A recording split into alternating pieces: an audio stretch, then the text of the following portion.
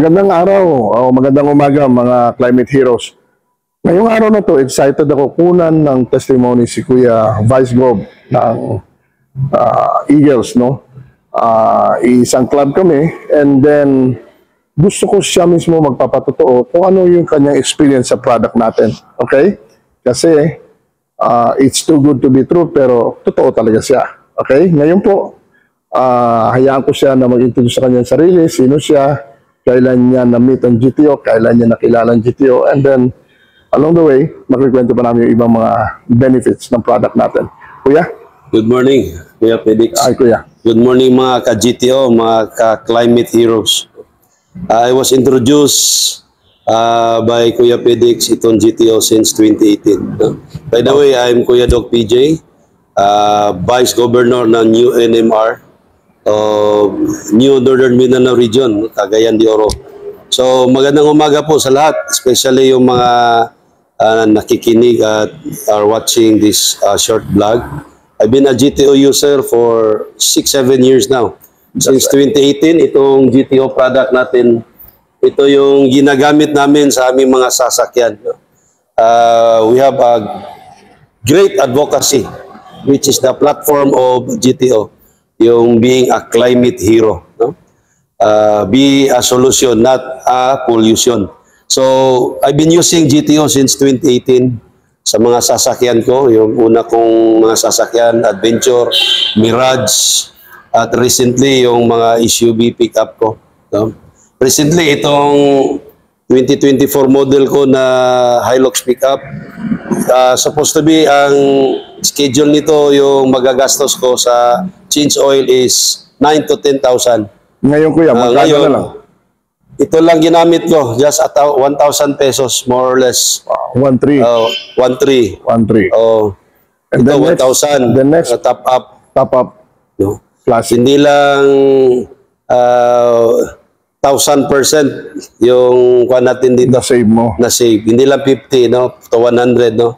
Sa change Spoken mo sa isang bote, compare to 9 to 10,000 for synthetic 1,300. oil, 110. what we call that, change oil. So, GTO, the best talaga ito. No? We promise no change oil. No? So, mga sasakyan mo ngayon, Kuya, lahat GTO, user na talaga yan. Yes. Magamit. And then, Kuya,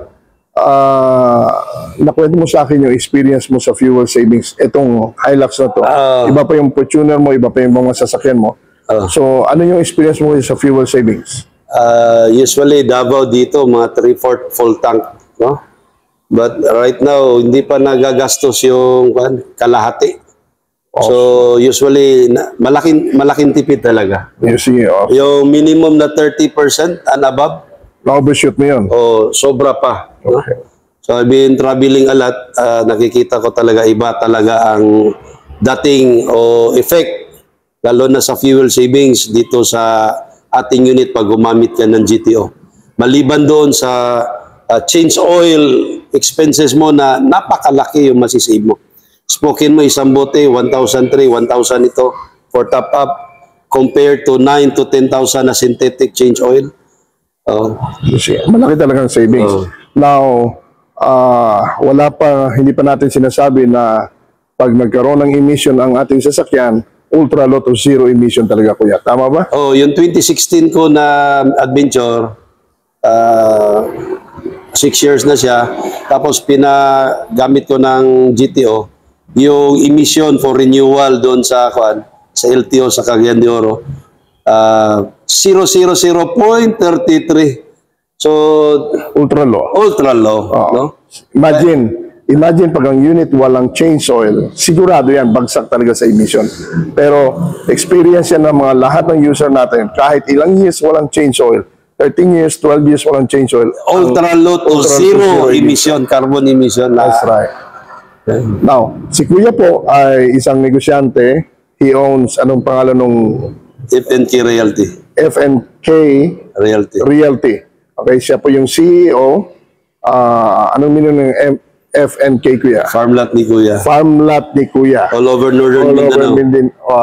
May meron siyang mga beach resort na, properties na binibenta din sa kanila mismo, develop, and then other places. Kung gusto niyo ng mga malalamig na lugar, usapin niyo si Dahilayan. Kuya, Dahilayan, Claveria. These are all cold places here in northern part of Mindanao. The best buy value for money investment, PM is the key. That's right. Okay. Gusto nyong maging part ng climate advocacy, be a climate hero, use GTO. That's right. So, Contact us, PM us.